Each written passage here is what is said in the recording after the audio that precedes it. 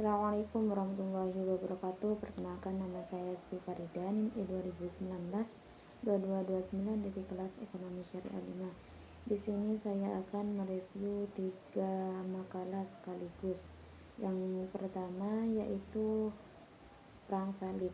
Perang Salib adalah serangkaian perang agama selama hampir 2 abad sebagai reaksi terhadap Kristen Eropa terhadap Islam saja. Peristiwa Perang Salib terjadi pada masa Daulah Bani Abbasiyah 4 dalam kekuasaan Turki Bani Saljuk. Perang Salib ini terjadi atau disebabkan adanya persaingan pengaruh antara Islam dan Kristen. B. Latar belakang terjadinya Perang Salib. Adapun yang menjadi faktor terjadinya Perang Salib ada 3, yaitu 1. Faktor agama, 2. Faktor politik, 3. Faktor sosial ekonomi. C. Periodisasi Perang Salib. Periode 1 disebut periode penaklukan pada tahun 1096 sampai 1144.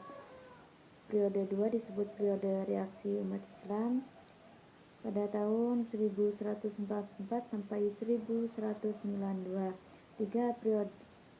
Periode 3 disebut periode perang saudara kecil-kecilan atau periode kehancuran di dalam pasukan salib pada tahun 1193 sampai 1291.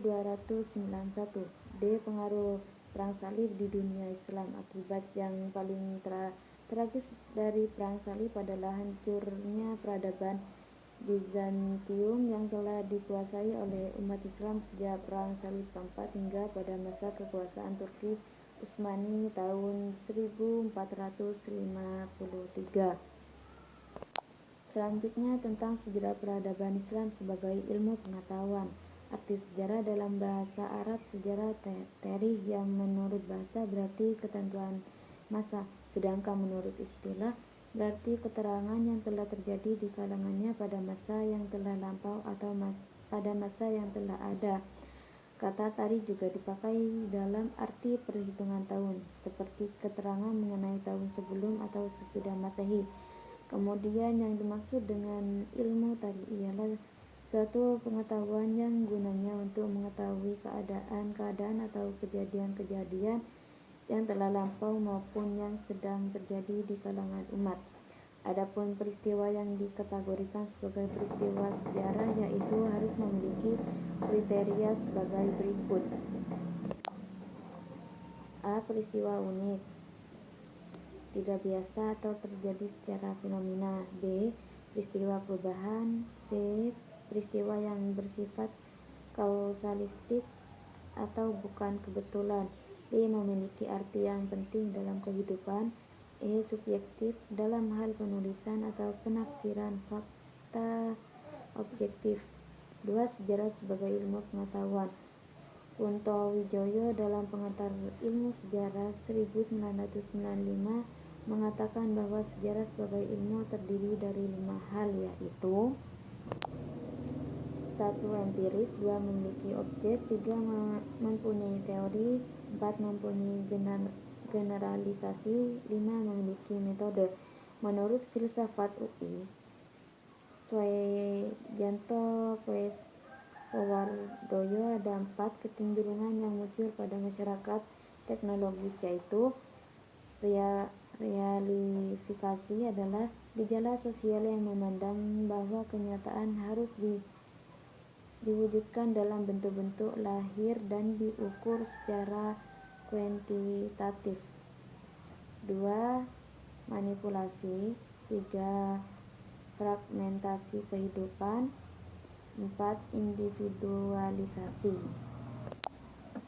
3. Manfaat mempelajari sejarah peradaban Islam. 1. Memahami petunjuk-petunjuk yang terdapat dalam Al-Quran dan As-Sunnah.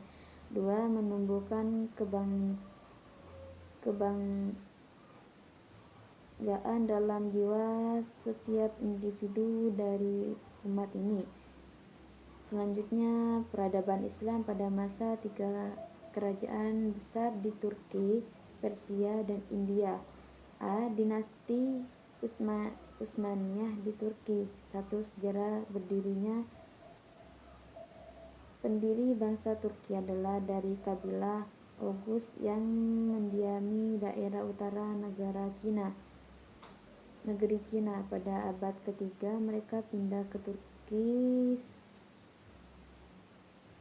Turkistan, kemudian Persia dan Irak, dan mereka masuk Islam pada abad ke-9 atau ke-10 ketika mereka menetap di Asia Tengah. 2. Kemunduran Turki Utsmani. Fase kemunduran Turki Utsmani berjalan secara perlahan sehingga Turki Utsmani masih mampu bertahan selama kurang lebih 3 abad. Fase kemunduran ini ditandai dengan menghadapi semangat perjuangan prajurit Utsmani yang menyebabkan kekalahan dalam menghadapi sejumlah peperangan. Ekonomi semakin memburuk dan sistem pemerintahan tidak berjalan semestinya. Setelah Sultan Sulaiman Al-Qanuni wafat 1566 Masehi, kerajaan Turki Utsmani mulai memasuki fase kemunduran. Sultan Sulaiman Al-Qanuni diganti oleh Sultan Salim II 1566 sampai 1573 Masehi. Banyak sekali faktor yang turut mendukung kemunduran Turki Utsmani, diantaranya adalah sebagai berikut. A. Faktor internal. 1. Karena luas wilayah kekuasaan serta buruknya sistem pemerintahan sehingga hilangnya keadilan. 2. Banyaknya korupsi dan meningkatnya kriminalitas. 3. Heterogenitas penduduk dan agama. 4. Kehidupan istimewa yang bermegah-megahan. 5. Merosotnya perekonomian negara akibat peperangan yang sebagian besar peperangan Turki mengalami kekalahan. B. Faktor eksternal. Munculnya gerakan nasionalisme bangsa-bangsa yang tunduk pada kerajaan Turki selama berkuasa. Negara-negara Arab menghadapi orang-orang Utsmaniyah. Negara-negara Arab berada di dalam dilema. B. Dinasti Safawi di Persia. 1. Sejarah berdirinya Safawi di Persia. Safawi berdiri di saat kerajaan Turki Utsmani mencapai puncak kejayaannya. Awal kerajaan ini berasal dari sebuah gerakan tarekat yang berdiri di Ardabillah, sebuah kota di Azerbaijan, wilayah Rusia. Tarekat ini diberi nama Tarekat Safawiyah. 2. Kemunduran Safawi di Persia. 6 raja yang emak dan memiliki perangai dan sifat yang buruk, diantaranya A. Safi Mirza 1628 sampai 1642 Masehi. Jiwa leadership lemah, sangat kasar terhadap para pembesar kerajaan. B. Abbas II 1642 sampai 1667 Masehi. Sifat dan moral jelek, pemabuk. C. Sulaiman 1667 sampai 1694 Masehi. Kejam terhadap para pembesar kerajaan, sifat dan moral buruk sehingga rakyatnya bersikap masa bodoh terhadap pemerintahannya. D. Husain 1694 sampai 1722 Masehi.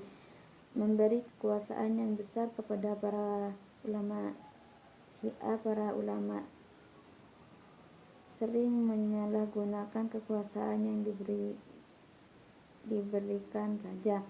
E. Tahmas II 1722 sampai 1073 Masehi. Memerangi bangsa Afgan untuk merebut Isfahan. F. Abbas III 1732 sampai 1736 Masehi. Tidak berpengalaman, Abbas III dilengsarkan, kemudian Safawi diambil alih oleh Nadir Khan. C. Dinasti Mughal di India. Sejarah berdirinya Mughal di India. Letak dasar dinasti di India adalah Qutbuddin Ainan 1206 sampai 1211 yang berhasil mendirikan kerajaan Islam di India yang merdeka. 2. Kemunduran Mughal di India. Masuknya bangsa-bangsa Barat ke India telah menambah konflik semakin rumit untuk diselesaikan dinasti Mughal. Sekian dari saya, kurang lebihnya mohon maaf. Wassalamualaikum.